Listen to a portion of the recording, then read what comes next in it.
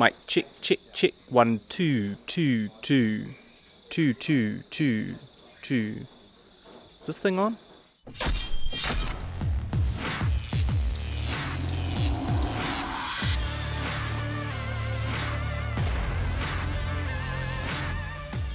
Hello everyone, my name is Guy Pigden. I am the Savage filmmaker. I make feature films, web series and shorts, and I'm here to give tips and advice to indie filmmakers about how to make those things. Today I wanted to test the audio quality on the BMPCC6K Pro.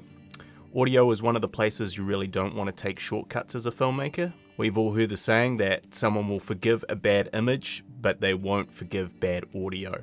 And this is 100% true. If your audio goes wrong on a shoot, you've got huge problems. So with Blackmagic touting the Pro's 2 mini XLR ports as an exciting new feature, I think it's important to know whether they're as pro as the image quality. Full disclaimer, I am a former owner of the Pocket 4K, and most of the issues I had with that camera were around its audio. For starters, it had so many settings that it was sometimes hard to know whether you were using the right input from the right source. This was made worse when sometimes in turning the camera off, it would reset your audio sources when you didn't realize. Something that can be very dangerous if you don't catch it before filming again. I had multiple issues with the mini XLR cables that went into the camera, and also the mini XLR port itself being a little temperamental. The Pocket 4K's preamps never sounded particularly good to my ear. It always had a sort of cheap tinny quality and sometimes couldn't provide enough power to more demanding shotgun microphones. In the end, I started permanently plugging in my sound device's Mixpre 3 and recording through that mixer to ensure that audio quality was reliable and up to a high enough standard.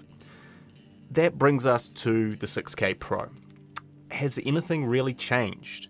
They've given us an extra mini XLR, but I quickly noticed how flimsy and loose both of these ports seemed to be and how difficult it was to get the mini XLR cables into each socket. They felt like many things about the body of the camera, disappointingly cheap. This brings us to the menu system, and the issues that I had with the Pocket 4K still remain. This is one of the few areas where the 6K Pro touchscreen implementation seems flawed. There's just no quick way to select your audio source. There are so many options available, and you have to scroll through both left and right channels to find the one you're looking for. External dials to adjust audio levels would have been welcome here. The other big flaw with this touchscreen menu is the way you select phantom power. You must first select XLR mic in the previous menu screen. If you don't select XLR mic, phantom power will be grayed out. This may not seem like a big thing, but if you don't understand this and quickly want to turn on phantom power, you can be confused as to why it's not available. A phantom power button on the camera body would also have been a welcome inclusion at making this process less time consuming. When trying to quickly switch microphones or channels, it's easy to make a mistake or miss crucial dialogue as you toggle through these extended touchscreen settings. I also found the levels themselves to be somewhat misleading. When trying to record audio from the shotgun microphones, I had to boost the levels to 70% or above to really be registering on the level bars. But when listening back to those levels, they seemed louder than what the 6K Pro measured, which could mean you either record things too loudly or overcompensate and record too quietly. But we can't judge the audio off just the connections and interface alone. So, I've rounded up all my different microphones and decided to put them to the test. For these tests, the camera's audio was set to ppm minus 20 dBFS. For comparison, I've recorded with the same microphones using both my Canon C200 and my Mixpre 3 sound mixer, so you can compare and decide for yourself. All of the audio is completely untreated. Put your headphones on, relax, and prepare for some sweet, sweet ASMR 6K Pro audio. This is an audio test with the Blackmagic Pocket Cinema Camera 6K Pro. These are the internal microphones on the 6K Pro, set to about 70%. I'm approximately a meter away from those internal mics. This is an audio test with the Blackmagic Pocket Cinema Camera 6K Pro. I'm using the Saramonic UWmic9 Lavalier mic. It's now going into the 3.5mm jack instead of the XLR, and I've turned it up to 70%. This video was not brought to you by Squarespace, Storyblocks, Artlist, or even Blackmagic Design, but by my new feature film, Older, available free on Tubi TV and Amazon Prime. Links in the description. This is an audio test with the Blackmagic Pocket Cinema Camera 6K Pro, using the Saramonic UWmic9 Lavalier. It is plugged into XLR1 and the audio is set to 60%. This video is not brought to you by Squarespace, Storyblocks, Artlist, or even Blackmagic Design, but by my new feature film Older, available free on Tubi TV and Amazon Prime. Links in the description. This is an audio test with the C200 camera. I'm recording with the Saramonic UWmic9 Lavalier microphone on level 1. This video is not brought to you by Squarespace, Storyblocks, Artlist, or even Blackmagic Design, but my new feature film, Older, available free on Tubi TV and Amazon Prime. Links in the description. This is an audio test of the sound devices Mixpre 3 and the Saramonic UWmic9 Lavalier microphone. This video is not brought to you by Squarespace, Storyblocks, Artlist, or even Blackmagic Design, but by my new feature film Older, available free on Tubi TV and Amazon Prime. Links in the description. This is an audio test with the Blackmagic Pocket Cinema Camera 6K Pro. The audio levels are set to 80% and I'm recording with the Oktava MK condenser microphone. This video was not brought to you by Squarespace, Storyblocks, Artlist, or even Blackmagic Design, but my new feature film Older, available free on Tubi TV and Amazon Prime. Links in the description. This is an audio test with the C200 camera and the Oktava MK condenser microphone.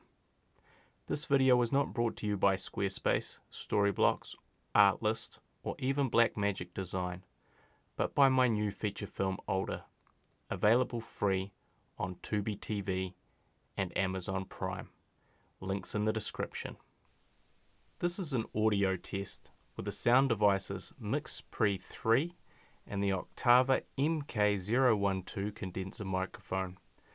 This video was not brought to you by Squarespace, Storyblocks, Artlist, or even Blackmagic Design, but by my new feature film Older, available free on Tubi TV and Amazon Prime.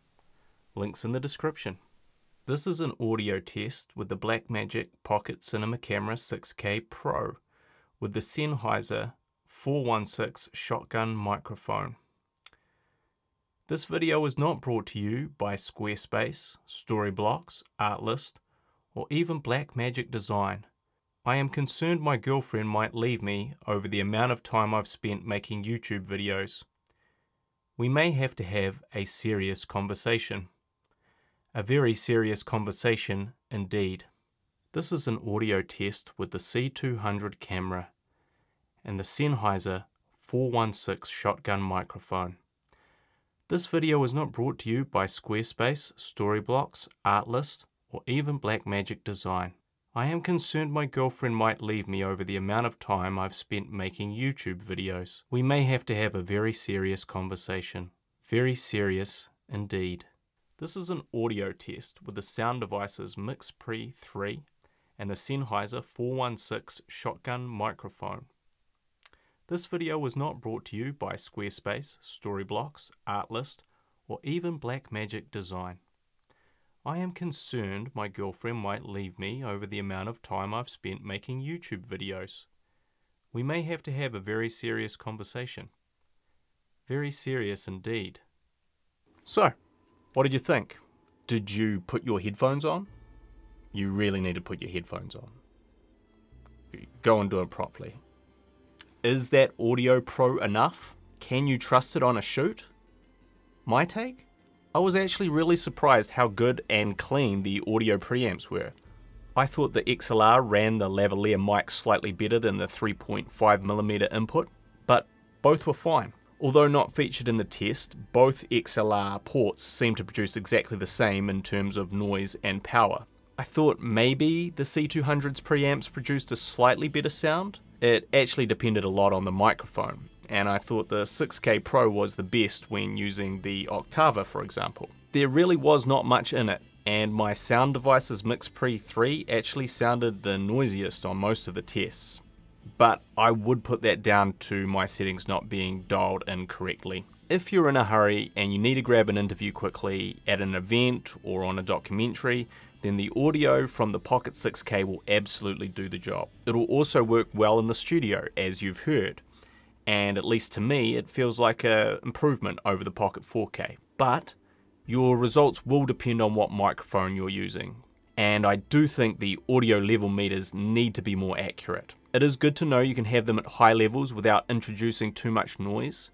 There is still a question mark on how long these XLR ports will last through constant use, as their build is definitely not good. If you're recording something where audio is absolutely key, then I would think about using a mixer. Even running the mixer directly into your Pocket 6K Pro can be an excellent option. But I think the internal preamp audio here is surprisingly good. Anyway, I hope you found this helpful. If so, please consider giving it a like and subscribing to the channel. I'll have more Pocket 6K Pro videos, including a full review on the way, along with more tips about independent filmmaking. So until next time, Pilgrim, let me put on my girlfriend's hat that sort of looks like a cowboy hat and say to all my 6K Pro users, yippee-ki-yay, my friend and subscribers. That was my John Wayne. Is that you, John Wayne? Is this me? See you on the next one.